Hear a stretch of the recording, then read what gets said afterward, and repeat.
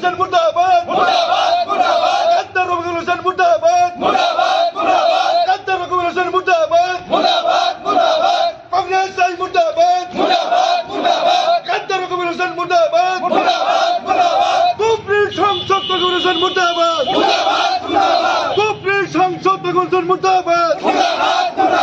শাখা সমিতির টিকিট এলাকা বন্ধ করে সমিতির টিকিট বন্ধ করে শাখা সমিতি সবার কারণে লিখিত করি বন্ধ করে রকিবুল হোসেন মুর্দাবাদ সলমান খান মুর্দাবাদ সলমান খান মুর্দাবাদ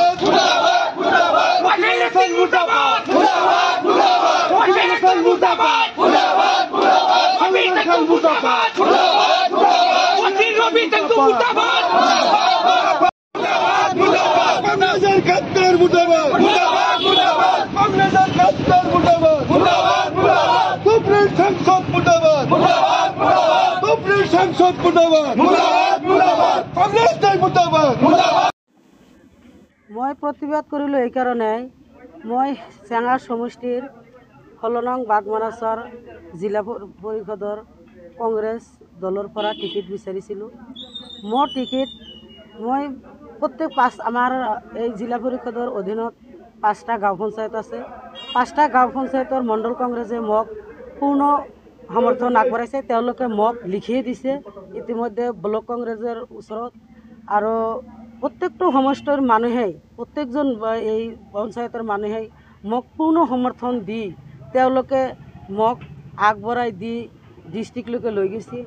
তাৰপিছত মোক PSC কমিটি যিখন আছে বৰপেটা DCCত সেই মিটিঙত মোৰ নাম একেবাৰে সম্পূৰ্ণভাৱে একেবাৰে সিলেকশ্যন হয় মোক টিকেট সিলেকশ্যন কৰি দিলে আৰু মোক কোৱা হ'ল তুমি আৰু চিন্তা কৰিব নালাগে, তোমাৰ টিকেট ফাইনেল হৈ গৈছে, তুমি এতিয়া তোমাৰ যিখিনি নথি কাগজ পত্ৰ তুমি ৰেডি কৰা, তুমি আহি ৰাতি নহ'লে পুৱাই আমাৰ পৰা টিকেটখন লৈ যাবা। পিছত মই কাগজ পাতি ঠিক কৰি মই তেওঁলোকৰ ওচৰত গ'লোঁ। মোক বহুত সময় বহুৱাই ৰাখিলে। মোক ক'লে তুমি অলপ ধৈৰ্য ধৰি কৰা, আমি টিকেট চহী কৰি আছোঁ। কিন্তু মোক চহী কৰাৰ সময়ত মোক বেছিকৈ টকা মোৰ ওচৰৰ পৰা ডিষ্ট্ৰিক্টৰ প্ৰেচিডেণ্টে মোৰ পৰা বহুত টকা লৈছিল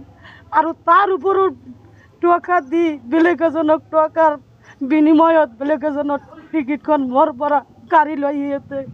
দি দিলে। মোক আৰু টিকেটখন নিদিলে। মোক আৰু কোৱা হ'ল আপোনালোকে অলপ দেৰি কৰক, আপুনি অলপ দেৰি কৰক, আপোনাৰ টিকেট হৈ গৈছে। আমি APCCৰ প্ৰেচিডেণ্টৰ পৰা আপোনাৰ টিকেট চহী কৰি লৈ আহিছোঁ, আপোনাৰ কিহৰ চিন্তা? এনেকুৱা টিকেট মোক দিয়া নহ'ল। মোৰ বোলে 16 লাখ টকা লৈছিল ডিষ্ট্ৰিক্ট প্ৰেচিডেণ্টে। নাম হ'ল ৰফিকুল ইছলাম। ডিষ্ট্ৰিক্ট প্ৰেচিডেণ্ট ৰফিকুল ইছলাম উৰুফে নাম হ'ল ৰাজীৱ।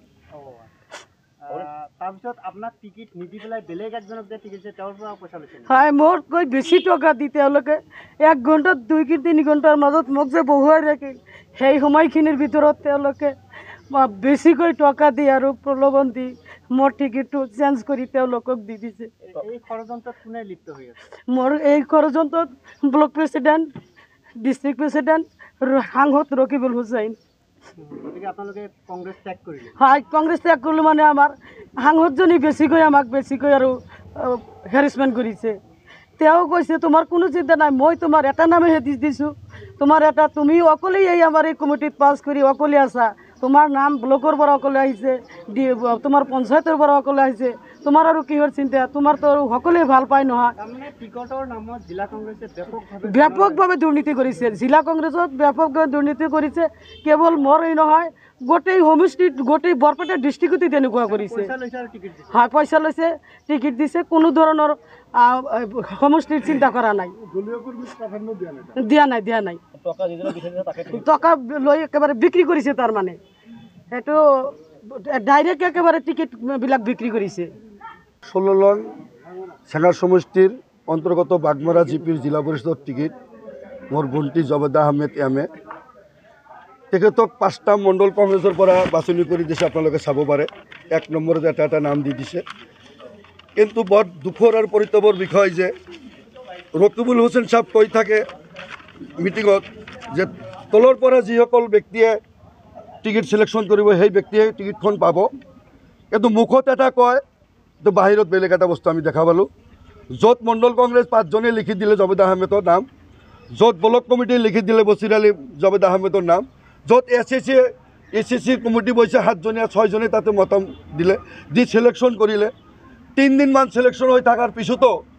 9 তাৰিখত টিকেট সিলেকশ্যন হৈছে 10 তাৰিখত দিব নোৱাৰে 11 তাৰিখ ঠিক 1টামান বজাত কয় জবেদাৰ টিকেটটো আকলিমাক দিয়া হৈছে তেখেতল এটা হাই ছেকেণ্ডেৰী পাছ মানুহ তো ৰকিবুল হুছেইনৰ গাদ্দাৰিত হৈছে এটা 1 নম্বৰ ৰকিবুল হুছেইন আৰু ৰফিকুল ইছলাম ওৰফে ৰাজীৱ আহমেদ গোৱালপাৰা ডিচিচিৰ সভাপতি বৰপেটা জিলাত মই আপোনালোকৰ চেনেলৰ জৰিয়তে জনাবলৈ খুজিছোঁ যে মুখ্যমন্ত্ৰী মহোদয়ে এটা ভাল কাম কৰিছে যে ভাগ্য ভাল সদস্যসকলৰ টিকেট ফিক্সাৰ দিয়া নাই প্ৰেচিডেণ্টৰ টিকেট দিবলৈ দিয়া নাই যদি এই দুটা টিকেটো দিব দল হয় মুখ্যমন্ত্ৰী সাহেবে তেনেহ'লে ইহঁতে আৰবপতি হ'ল হৈ যাই ডুবাইত ঘৰ বান্ধি লয় কোটি কোটি টকা লেনদেন কৰিছে প্ৰত্যেকটা ডিচিচিৰ প্ৰেচিডেণ্টে প্ৰত্যেকটা এমপিয়ে প্ৰত্যেকটা কংগ্ৰেছৰ লেভেলে কংগ্ৰেছ আমাৰ সংখ্যালঘু সম্প্ৰদায়ৰ ভোট কিনি লয় তাহাঁতে ব্যৱসায় কৰি আছে ইনামত কৰি বেয়া দল যিখিনি আমাৰ মিয়া মানুহ লিডাৰ আছে এই লিডাৰসকলক আপোনালোকৰ চেনেলৰ জৰিয়তে সকীয়াই দিবলৈ খুজিছোঁ ৰকিবুল হুছেইনৰ গাদ্দাৰ যাতে আমাৰ দুপৰী সমষ্টিৰ লগত সোমাবলৈ সাহস নাপায় এইখিনি কৈ মই আহ্বান জনাইছোঁ তেখেত তামুগুৰিৰ পৰা যেনেকৈ বিতৰিত কৰিছে মই আশা ৰাখিম এই চাঙাৰ সমষ্টিত কংগ্ৰেছে বিতৰিত কৰি কংগ্ৰেছৰ পৰা বেলেগ আমি দল কৰিবলৈ ব্যস্ত হৈ থাকিম ৰকিবুল হুছেইন মুৰ্দাবাদ ৰকিবুল হুছেইন মুৰ্দাবাদ ৰকিবুল হুছেইন মুৰ্দাবাদ মুৰ্দাবাদ মুৰ্দাবাদ আমাৰ বাৰু 16 লাখ টকা লৈছিল মোৰ সৰু ভাইটিয়ে দিছিল আমাৰ টকাখিনি ৰিটাৰ্ণ দি দিছে এইটো যিটো ডিচিচি তাৰ মানুহ লৈছিল মোৰ ভাইটি এটা আছে এই পইচাখিনি আমাক হয়তো ৰিটাৰ্ণ দিছে আমাক কৰি অধিক টকা লৈ 1 ঘণ্টাৰ ভিতৰত এই টিকেটটো দিয়া হৈছে মই অনুৰোধ ৰাখিম ইয়াতে অজৰবাৰ আহিছিল মোহাম্মদ হক লিখি দিছে জবেদ আহমেদ 1 নম্বৰত 5টা মণ্ডলে লিখি দিছে 1 নম্বৰত বলগত লিখি দিছে 1 নম্বৰত